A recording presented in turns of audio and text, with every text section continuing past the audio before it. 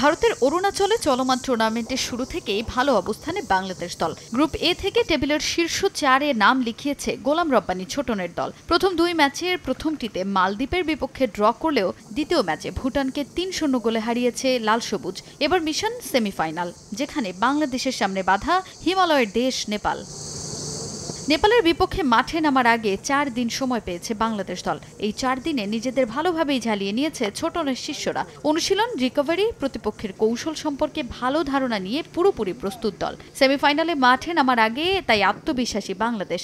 যে কোনো মূল্যে নেপালের বিপক্ষে জিতে শিরোপা ধরে রাখার পথে এগিয়ে যেতে চায় লাল সবুজ বাহিনী।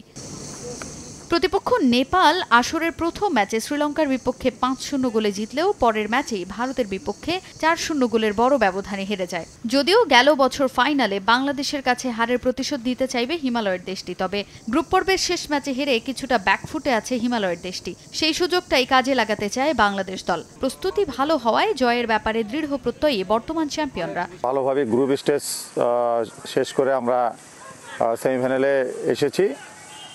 তো যে সময়টা আমরা এর মধ্যে পেয়েছি, আমরা ছেলেরা ভালোভাবে রিকভারি করেছে শারীরিক এবং মানসিকভাবে। তো আমরা এই সময়টায় নেপালের দুর্বলতা এবং শক্তি নিয়ে আমরা কাজ করেছি।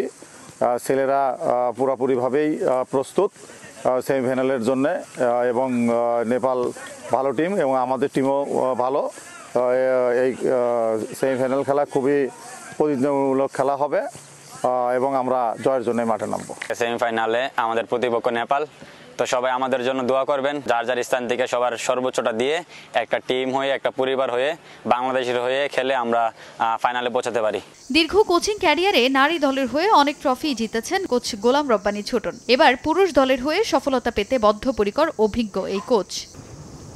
তাজিন খন্দকার, সময় সংবাদ।